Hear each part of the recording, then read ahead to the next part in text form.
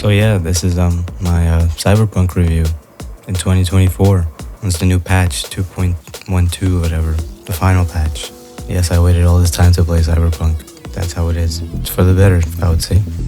Anyway, so if you want to get lost in a future where technological implants are in anyone's reach and combat is elevated by hacking and robotic enhancements and capabilities, Cyberpunk 2077 is truly the game to play. Cyberpunk has to be, for sure, the greatest realization of the whole cyberpunk aesthetic. This game allows you to take on the role of the mercenary named V that is building himself up to be a legend in the crime-ridden city of Night City. Crime-ridden city of Night City, yes. In which this entails many different angles to the city's inhabitants and how the city breathes and operates, while also revealing dark secrets of the past, present, and future. The game's full of so much missions that it took me 50 hours to beat. The main story is around 20 hours, but with all the other side missions it adds like 30 more hours. Now 50 hours might not be like so much compared to other games honestly, but this content in this game is not like other games. It blends cutscenes within the actual gameplay and makes the game basically feel like one endless cutscene. The most surprising reason why this game actually feels like an endless cutscene is because this game has absolutely no loading screens. That's what makes the game so cool. I didn't really hear about it, but when I played the game, I actually didn't even notice at first. And after I played for a while, I'm like, whoa, there's no loading screens. This is like amazing. My initial experience of this game was like obviously with a lot of awe and surprise. And I would say like especially for the story in a certain way, but mainly the curiosity of seeing how the story will play out in the end with the type of tasks that we'll eventually have to complete. I would say if you just let the game, do its thing and you give it its shot, it really pays off in the end because it does have kind of like a little slow start, but once you really get into the thick of the game, I feel like it's actually like constantly, you're on the edge. Game premise. Night City is a pretty big map to be on, but what makes it really cool I think is that it's so dense in like all the paths that you can use in the city, meaning that there's like many alleys and stairs to go up with like a second floor or a higher raised street or something, and they're all kind of like different sizes. Climbing paths are all over the city, and if you get like the double jump ability cyberware and then the dash technique and then maybe even the air dash technique, you could do some like amazing parkour and your combat effectiveness can go like so up because you can be able to do all this basically when you're actually fighting and maneuvering, like flanking people and stuff like that. For me, when I started playing it at first, I actually thought that everywhere I looked when riding around the city actually looked kind of like all the same. I was actually having a hard time getting used to anything in the city and knowing my way like around visually, like being able to identify like a street by visual cues and layouts and stuff, but it really didn't work for like a little while. Well, I would say like probably even like 60% of the actual game. So in that regard, like the city is basically almost overwhelming with how much it bombards you with all the stimuli of like flashing lights and ads and violence and futuristic, brutal design of like the city's structures, and there's this like metal everywhere you look forming around everything and concrete, it's just like such a overwhelming feeling actually because it's so huge. The story amidst all this is a number of things. So like you get a chip implanted into your brain basically that has a former anti-corporate fighter named Johnny Silverhand. From here you're fighting against time to find out how you could find the right people to help you take it out. It actually sounds quite boring when I just say it like that, but really when you actually play it out, it's really interesting. The missions send you into like some kind of like it almost feels like a techno dream war. That's stupid. My actual worries actually about the game were also here in like the beginning, because it felt like strange since you were quickly plunged into like the renowned status being with Jackie after you meet him like once, and meaning like the game starts off with you finding yourself close to Jackie after something happens based on like the 3 beginnings you choose. You meet him differently basically, and then the game fast forwards you to getting like a lot of street credibility from doing a bunch of jobs through some like sped up montage scenes of what's happening. So it's kind of weird later when like shit happens to Jackie, since you kind of just really don't even like care about him because you haven't spent that time to really even like be able to care about him. And I actually played as like the Corpo beginning when I just started playing, and in the Corpo beginning you meet Jackie like much earlier and you're basically actually family before you even meet him. Like you're actually related to him, I'm pretty freaking sure. And but then I played like the Street Kid version, and you only meet Jackie like literally right before the sped up part, and you've never actually even like seen him before. Like you've never known him. He wasn't family or anything, and you only know Jackie for then like 6 months before shit happens to him on your big job, which is like the whole sped up part. That's like 6 months. So I was just like literally like, what the fuck? So like I really didn't care about Jackie that much in the corpo thing when he was actually family and I knew him like for a longer period. But then like the main, I would say like beginning that the game entices you to play as is the Street Kid. So like if you play as the Street Kid, you're like not really even gonna give a fuck about Jackie like really at all. So making the like moment that the game kickstarts with the beginning of the game with like that bang, it just has like a little bit less impact. But maybe CD Projekt Red was trying to like not have you have like that kind of like heavy real moment at the beginning, but they still wanted to have that be a part of the story. Maybe, yeah. But all the other stuff actually that happens in the initial big kicker to the game, which we'll talk about later in the video soon, it's all still enough to give the game a very strong impact to get the momentum really going on the whole game, main premise and everything. Silence. You, wanna hear a joke? The graphics in this game are obviously something that catches everyone's attention whether you like the game or not. The graphics are some of the most impressive I've seen to date. Everything is so detailed and everything feels lived in. There are many NPCs in the game walking all over the city. The ray tracing looks amazing. I think why the ray tracing looks really cool though is because when you have this much surfaces, you know, everywhere that are like reflective surfaces, and then it's nighttime and there's also so many lights to illuminate everything, the ray tracing like really pays off because you can really actually notice it everywhere basically. Other open world games, yeah, have big cities too, however nowhere near this dense. Also the thing is that there may be small towns scattered throughout all these other games, but they're mostly just nature and maybe like one city or two that are like kind of decently big, you know what I mean? But they don't like take up like a huge portion of the map. I can only think of like maybe one or two other games that do that, but mostly all other open world games, it's mainly like, you know, just nature and empty stuff. It's not like just a city, you know? Here though, Night City is just like a huge city, basically 70% of the entire map. The rest being nature with small outposts and small towns and encampments set spreading throughout it. And there's also many streets that have multiple levels to them, like I already mentioned before, having advertising shown everywhere that invokes some type of primal impulse. And also the verticality spectacle of the futuristic mega buildings being all unique with their design, having this dystopian aggressive feeling to them.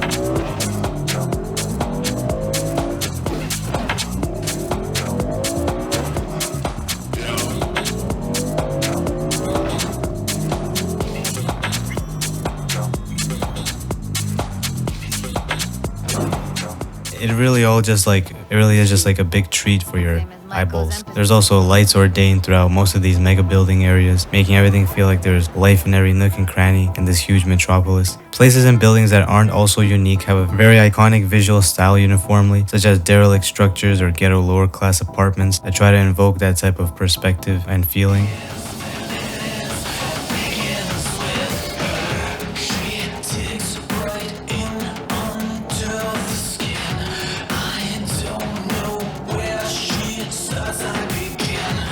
I think the art direction that they have for this game relating to the original material of the Cyberpunk universe is basically one for one. It really feels like playing a huge game that is all about the aesthetic of Blade Runner and Deus Ex and the original Cyberpunk board games. Combined with these really realistic looking graphics, the game is probably one of the top 3 games I've played for immersion, especially because there are absolutely no loading screens like I've mentioned many times before. The immersion is just never interrupted. So the whole gaming experience just feels and flows so well. And on top of that, in my 65 hours of playing this game, I've actually never experienced a crash, like not a single one. Like I said, a beautiful techno dream. This game though really has a vibe. That is what I would say really makes this game stand out mostly apart from other games, because it really is a game that overwhelms you with the world allowing you to just sink it in or be drowning in it. And because everything I would say is just done to a really high bar, from the visual storytelling and basically every single object, every set piece in the game, to the radio's music, to the design of the cars and guns, all the graphic design for every company and label in the game. It all elevates the game to just feel so real. This goes also in line with how the main story falls around a Japanese high-tech military company in which you can see the influence of Japanese minimalism and near perfectionism, giving the main storyline's antagonists to have this very sharp and dense feeling to them, while having this luxurious, elegant feeling at the same time. I would also say that throughout the whole game, the way characters move and interact with you and the world is surely always with a lot of style. There is a lot of emphasis on either a strict formal behavior or switching to some cool hip street swag mood or a hearty warm cozy feeling that has a lot of courage, which is because there are three main types of people you interact with and could start the beginning off as, these being the nomads, which I actually didn't play, Corpo, and also of course the street kid. You'll be with them and make relations with all three, but you start the game as one of them, being from which you come from, which will allow for a few different missions for each side, and many different talking opportunities with different characters throughout the entire game. I have to say, the way they blended these three different groups of people in the game is really nice. It just feels actually believable. It's not random feeling or jarring, it's really actually interesting to play the game again from a different background choice, as with especially the dialogue, it makes you feel like your character did start different and you get a few different perspectives on how characters interact or give up or withhold vital information about the game going forward. How long's the afterlife been around? Half a century? Music and sound design. The sound design in Cyberpunk is also, like everything else, very high end. I would like to say that they really nailed the sound effects for all the interactions and the gun sounds and all the environments. And the ambient sounds, like the sound in this game really is just top notch, like everything. None of them get really annoying though as the game plays on for hours, and honestly it's really pleasant to actually listen to over and over again. They really knew what they were doing with the satisfaction of the sounds. The car's engine sounds really also like suit the visual presence and stylization of the cars. It's a really huge part of why the sounds are so effective in this game, I think, is that all the sounds really sound potentially real and suitable sounds for everything. Even though it's like in the future, you still kind of think like, oh yeah, like that's probably what it's gonna sound like. The radio music has a high variety of different music, however it's not the same as the variety you would get in the example like GTA, since the main genres of music revolve around definitely more electronic productions. So there's obviously stuff such as techno, deep house, breakbeat, drum and bass, some electro. There's also genres such as metal and more electronic involved metal productions, also Latin reggaeton and hip hop. There are also then some more experimental electronic music, like some real dark tempo music. And there, of course, every radio station got some nice, classical old jazz. It all combines together though real well to give you a good plethora of experiences suitable for many different vibes of different missions you'll be having throughout your adventures in the game. What is mainly important though is that it all really matches with the visual and story feeling of the setting. For me, I swear the whole time I played this game, it felt like a constant montage of those YouTube videos that have the coolest Cyberpunk universe visuals from all over and like real badass electronic music. It just makes you like so entranced into the whole experience. Made it. Design of this game. Design.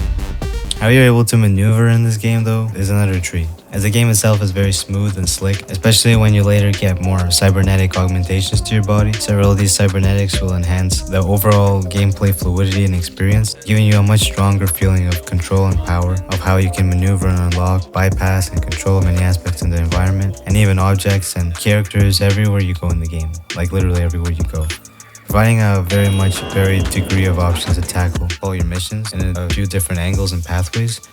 However, despite there being like a lot of things that are amazing in this game, there are a few things that we've got to like a little bit talk about. So one thing that ended up being like a fuss for me was that somehow overall the game at some points during a good amount of missions would kind of get like too slow, or basically have you do something that's just kind of menial. Basically there would be these boring short points through the many points in the missions. Well, not many points, but like there would be a few of them, or maybe like at least for sure one in every mission. But this is just like solely a byproduct of having no loading screens in the game during actual gameplay once you load the game up, right? Because since like other games would load at probably like multiple points during a mission even, and especially before that, it would basically skip you like getting to the point where you actually talk about the mission or where you're prepared to go somewhere or you prepare for something to happen. It's really not a big deal at all, since you only feel these short, less exciting parts when you have maybe been playing already for like a whole day. But that's usually when I felt this way, for me to be honest. But many people may just enjoy getting into the more menial lore bits of the universe and story. But if I were to choose, a game that plays like this without loading screens, these small bits of like kind of more slow sections, well, they're short bits, versus like a game with loading screens and stuff, I would still choose to have no loading screens. It's just the immersion and the interest in the flow of the game just gets so much better. It's just another level when you have no loading screens.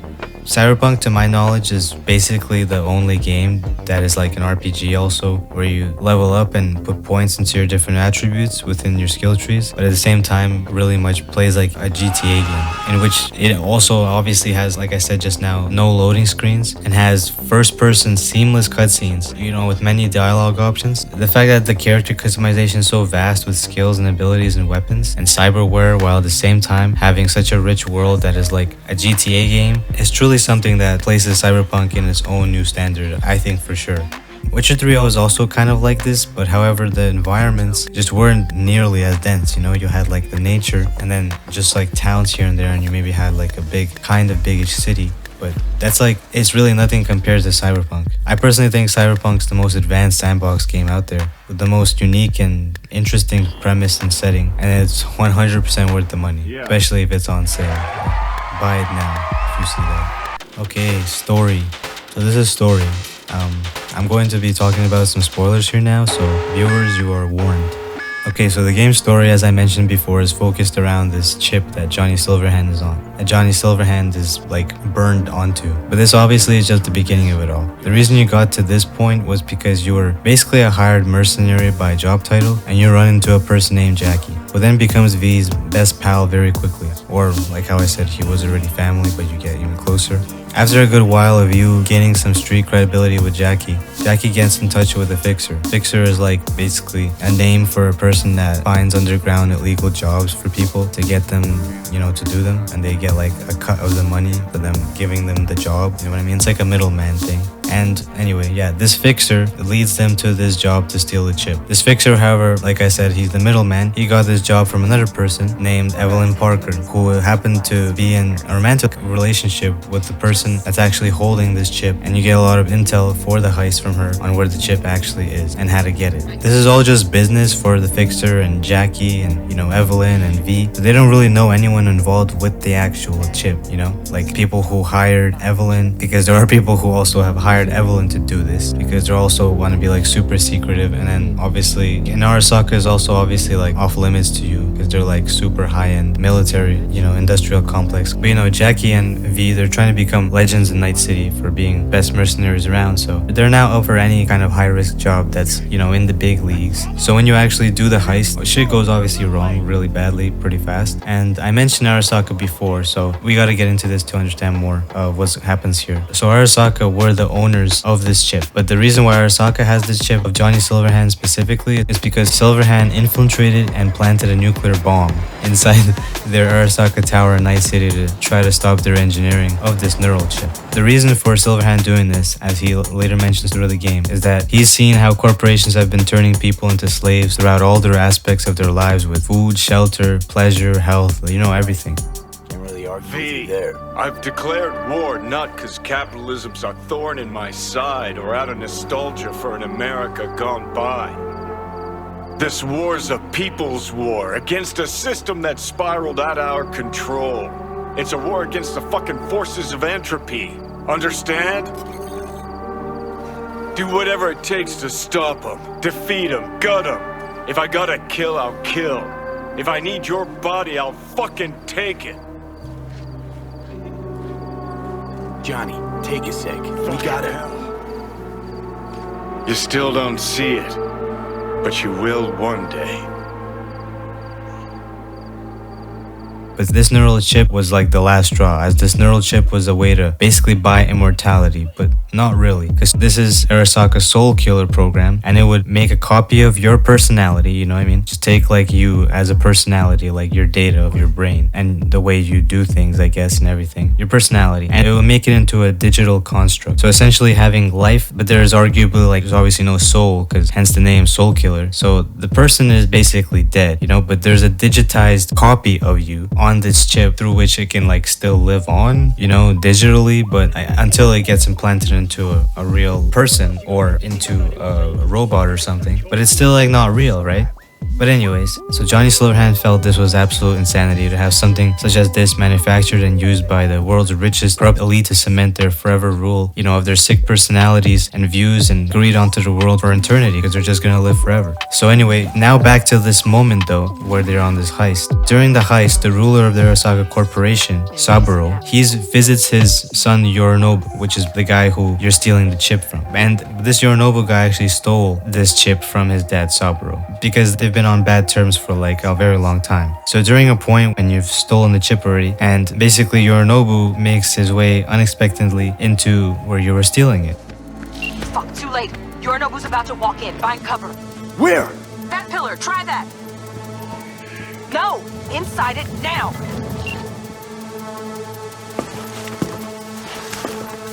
We're in. Which don't solve our problem.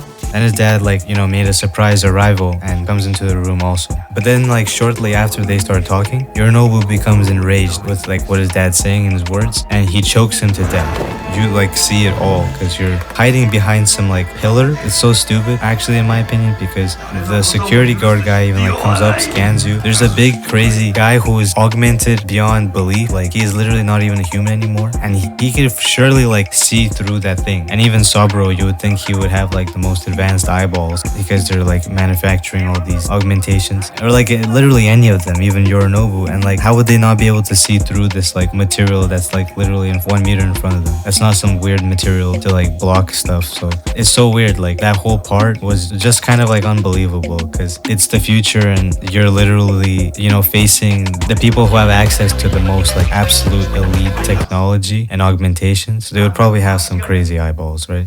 So obviously after he got choked to death, whole building gets put on lockdown by Yorinobu, and your escape now is basically fucked. Oh, fuck. Oh, no, not now. I've been made.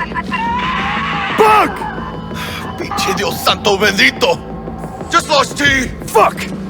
Fucking major leagues. Happy now, Jackie? Jackie. Look down. Yep! That's fucking high! Shit! That trauma? If they're here for Saburo, they're a little late. So you try to escape, but then you quickly get encountered by security and you barely get away. And because you barely make it, you fall down basically from a really tall height. And the specialist case that the chip is in, it gets really damaged. So you need to then put it into kind of a neural environment because it's supposed to be in someone's head basically. So Jackie decides to slot it in his head. Y del Espíritu Santo. Amen.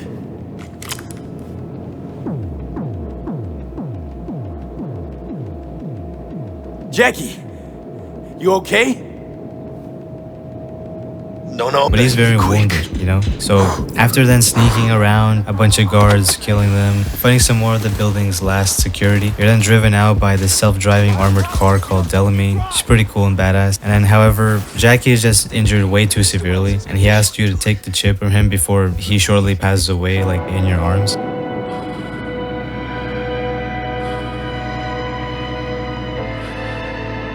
You then arrive to meet with your fixer, but then he quickly betrays you and puts a bullet in your head because of how sour obviously the heist went. Well, then he tries to give up your remains also to Arasaka's goons by trying to figure out who killed Saburo and then stole the chip. And of course, Yorinobu has placed the blame of his father's death on the person who stole the chip. You get found by the bodyguard of Saburo who was there in the building with him. Like I said, he was 100% being able to see you through the glass, but somehow he didn't, and he freaking left when his son was talking to him. And that big guy also left, the guy who's augmented beyond belief, which also probably saw you, but somehow he didn't. It's just so weird. Then the bodyguard actually kills the fixer who tried to give you up. Then it takes you into his car. And then is shortly attacked by another group of robots and, crazy goons. But you just manage to help him take him out basically. And you both escape. And you may be saying actually wait, how are you alive? They just shot you in the head. Well, yeah, the fixer guy shot you in the head. But they shot you in the head with a low caliber pistol. And so though you did die, supposedly the chip you had in your brain, it saved you because the chip actually has nanobots in it, and when you died, or when the bullet damaged your brain and basically you died, right? the nanobots started repairing your brain, and they did repair your brain. But when it was repaired, you came back as V, like it brought you back from the dead. But then the chip also has started uploading the personality construct that it has on the chip. So Johnny Silverhand was starting to get, transferred onto your brain and overwriting basically your brain, if it somehow basically works like that. It's like almost like it's a hard drive, But yeah, I don't know if it really works like that, but that's how it is in this game. So later, when you and this bodyguard get healed up at your old trusty cyberware doctor, the doctor tells you it's only a matter of time before your whole brain is overwritten with Johnny's construct. So he eventually will degrade mentally into absolutely nothing, and he will be Johnny Silverhand, the copy of him, of Johnny, which could be really horrible though in the end for V. Like he may be going like absolutely insane. So obviously V is super distraught from this, and then he's also given 2 different pill bottles with which he can use one to slow down the effects, pushing Johnny away for a while at least, and then some other pills to like speed up the effect towards the end of this ordeal, because it might get like really, really fucked. He might just want to speed up the process so he doesn't have to suffer. Then the next day you wake up, or in the middle of the night, or it's somewhere like that, and Johnny is just fully trying to kill you in like a certain different amount of ways in your apartment. But you manage to eventually take some of the pills and slow him down, and not let you be just like under his control and just like torture you. The next day though, Silverhand apologizes, and as he was basically saying he's also been freaking out from having his mind merge with your mind suddenly, and then him having take on your feelings and emotions and memories, so it was overwhelming for him too, combined with like the type of person he is. He was that's how he reacted, and he's sorry though. Also admitting that he was a construct for 50 years, and it was just jarring obviously to be put from a void of nothingness, where he's like in this surreal place where there's really nothing, into merging with V's mind. It was just like, I guess, crazy for him. From there on though, basically is where the game truly begins. This part of the story is really important to actually grasp, like this whole section, because if you don't really understand, I think like all of it, you really won't feel compelled or even interested in the story. So from here, you're trying to find out who can remove this chip and stop this mental takeover. You actually try to contact Evelyn Parker, but she is nowhere to be heard from. Evelyn's employer for this heist were the real people to track down to help you with like anything, because they are the people who wanted like this chip. So you rationalize in your head that if they needed for some reason this kind of tech that's this kind of chip, then they're probably the type of people that can help you maybe remove this chip from your brain also.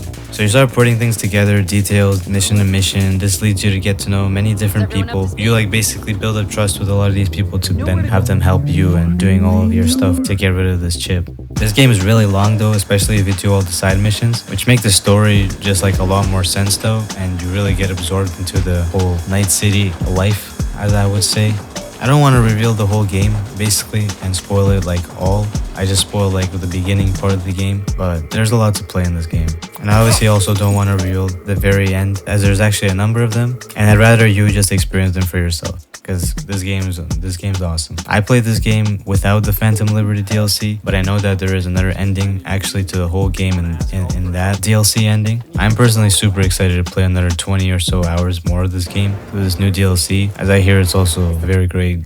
Quick pros and cons. I feel the pros obviously outweigh the cons for this game, as the graphics, setting, story, gameplay is just all top notch. Even the voice acting is amazing, really, really great. It's got Keanu Reeves playing Silverhand, which is also just like super awesome. Get to see like, a familiar face haunting your brain. But it's nice, it's cool. The city is magnificent to experience, the music, the overall design of everything. This game is just another universe to just indulge and plunge into, What the cons are basically it could just get a little less exciting at times because of the no loading screens, filler tiny sections, that they have like spread out throughout the game. But that's really it, because you just have no loading screens. So you obviously have to like, walk up these stairs a few flights, or ride this elevator actually to go up, and all this stuff, you know what I mean? Or you have to wait for this car to really actually come around. It's all this kind of stuff, but it's really absolutely nothing. It's absolutely no. It's realistic. That's what it is. Definitely adds to all the realism. And yeah, I know that when this game came out, there was so much talk about all the glitches and bugs and all that stuff that this game had. but I never actually played the game then. So after I upgraded my computer and after they released the latest patch, the version of the game I played is the 2.12. Like I said, I encountered none of that. No glitches at all, no bugs, no nothing. Well, you know, just a tiny few. I just honestly saw Jackie once walk through a door and then a car in a far distance driving fast in circles. And then like once or twice I saw cars' back tires being inside the concrete, you know, on the road, like being stuck. But really this stuff happens in GTA games and other high-end games too. I feel like this is one of actually the least bugged games I've ever played, to be honest, with this version of the game. And as I've said before, I have never in my playthrough ever crashed once.